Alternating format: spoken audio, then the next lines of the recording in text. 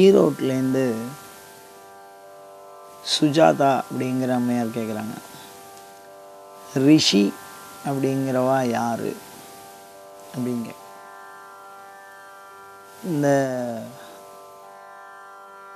துறவியர்களை பற்றி சொல்லுகிற பொழுது, வழிபாடு செய்பவர்களை பற்றி சொல்லுகிற பொழுது ரிஷி என்கிற வார்த்தைகளை பயன்படுத்துகிறார்கள்.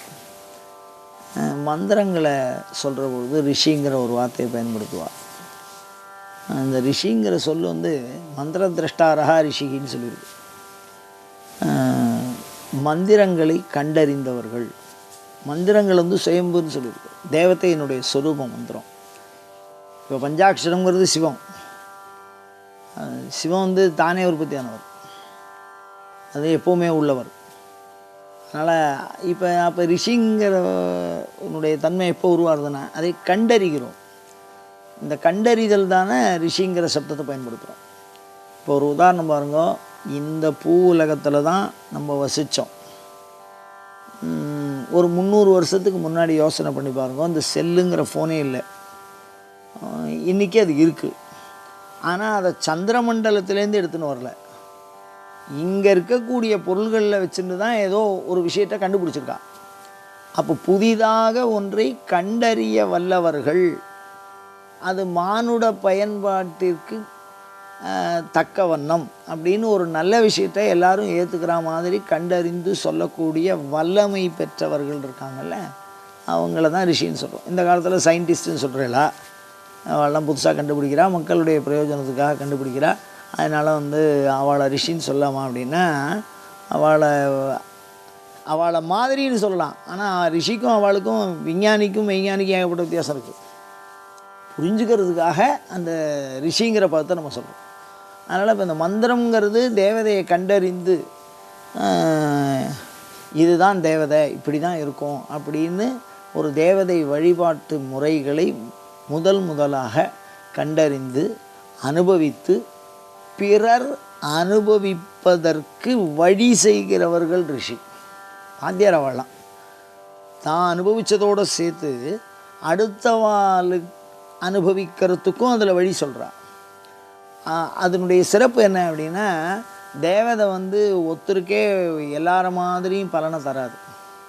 ஒரு சாதாரணமாக ஒரு வண்டி வச்சுங்களேன், இப்போ ஒரு ஸ்கூட்டர் இருக்குன்னா அதை இயக்கக்கூடிய முறைப்படி இயக்கினால் அது யார் இயக்கினாலும் அது ஓடும். ஆனால் ஒரு தேவதை அப்படி கிடையாது. ஒரே மந்திரம், ஓம் கம் கணபதே நமஹான்னு மந்திரம் பக்தியோடு சொன்னால் ஒரு விதமான பலனை கொடுக்கும். அதை 10 பேர் உச்சரிப்பு பண்ணினான்னா 10 பேருக்கும் 10 விதமான பலனை தரும். அது ஒரே மாதிரி ஒத்துரு மாதிரி பலனை தராது. ஆனால் விஞ்ஞானம் யார் இயக்கினாலும் ஒரே மாதிரி பலனை தரும். அதுதான் விஞ்ஞானத்துக்கும் மெய்ஞானத்துக்கும் வித்தியாசம் உண்டு. அதனால் ரிஷி அப்படிங்கிறவா விஞ்ஞானிகளை விட மேலானவா. இல்லை இவாளுக்கு அவளுக்கும் பொருத்தமே சொல்ல முடியாது. அவளுடைய உசரம் வேறு. அவள் படைக்கக்கூடிய தன்மை, புதிதாக ஒன்றை படைக்கக்கூடிய தன்மை பெற்றவர்கள் அப்படின்னு அவள் சொல்கிறாள். அதே மாதிரி அவளுக்கு சாதாரணமாக ஆயுசு சொல்லும் போதே 5000 வருஷம் சொல்கிறாள். சில இடங்களில் சொல்கிற பொழுது அவளுக்கு ஆயுசே கிடையாது. எப்பொழுதுமே ஒரு குறிப்பிட்ட வயசுக்கு மேலே அவள் வளர்கிறதே கிடையாது. மார்க்கண்டே ரிஷி அவர் 16 வயசுக்கு மேலே வளர்கிறதே கிடையாது. ஆனால் பல வருஷமாக இருக்காவா, இருந்துகிட்டே இருக்கா. அந்த மாதிரி அழிவற்றவர்களாயும் இறைத்தன்மை பெற்றவர்களாயும் இறை அருளை உணர்ந்து பிறருக்கு உணர்த்த வல்லவர்களாயும் இருக்கக்கூடிய தன்மையை கொண்டவர்கள், இறைவனுடைய எண்ணத்தை செயலாக்கமாக கொண்டவர்கள் அப்படி சொல்லலாம் ரிஷின்னா. இறைவன் என்ன நினைக்கிறார் அப்படின்னு யாருக்குமே தெரியாது. ஆனால் அந்த ரிஷிகளுக்கெல்லாம் சுவாமி என்ன நினைக்கிறார் அப்படிங்கிறதெல்லாம் தெரியும். அதனால் ரிஷி அப்படிங்கிறவர்கள் மந்திரத்தை கண்டறிந்தவர்கள், பொதுநலத்திற்காக சிந்திப்பவர்கள். இறைவன் தன்னுடைய சங்கல்பத்தை மக்களுக்கு செயல்படுத்தணும் அப்படின்னு நினச்சா இந்த ரிஷியை பயன்படுத்திப்பார். அவர்கள் ரிஷி வாக்கும் தேவ வாக்கும் ரெண்டும் ஒன்று. அவள் என்ன நினைக்கிறாளோ அதை செய்வாள். இந்த ரிஷிகளை பெரும்பாலும் மந்திரங்களை கண்டுபிடித்தவர்களாக சொல்லுகிறார்கள். அதுதான் சொல்கிறதும் போது இன்ன ரிஷி இன்ன மந்திரத்தை கண்டுபிடிச்சோன்னு ஒவ்வொருத்தரும் அந்த மந்திரத்தை சொல்லும்போது அதை சொல்கிற வழக்கம். ஆகோர ரிஷி அனுட்டு சந்தகா அப்படின்னு ருத்ரன் சொல்லும்போது சொல்லுவோம். அந்த ரிஷியால் அந்த மந்திரமானது வெளிப்படுத்தப்பட்டது அப்படின்னு சொல்கிறோம். இவர்களுக்கும் அந்த முனிக்கும் ஏகப்பட்ட வித்தியாசம் இருக்குது. இப்போ அகத்திய முனி, 7 முனிக்கு இளைய முனி அப்படின்லாம் இந்த கிராம தேவதை பக்கத்தில் வச்சுருப்பா, அவளையும் இவாளையும் ஒன்றா செய்யக்கூடாது. அவளுடைய தன்மை வேறு, அனுகிரகம் பண்ணக்கூடிய சக்தி வேறு. இந்த ரிஷிகளுடைய தன்மை வேறு, அவளுக்கு அனுகிரகம் பண்ணக்கூடிய தன்மை வேறு. ஒருவாறு நாம் ரிஷியை பற்றி புரிஞ்சுக்கணும் அப்படின்னு சொன்னால் வேத மந்திரங்களை கண்டறிந்தவர் அப்படி சொல்லும். ஒவ்வொரு வேத மந்திரத்துக்கும் ஒவ்வொரு ரிஷி இருக்கா.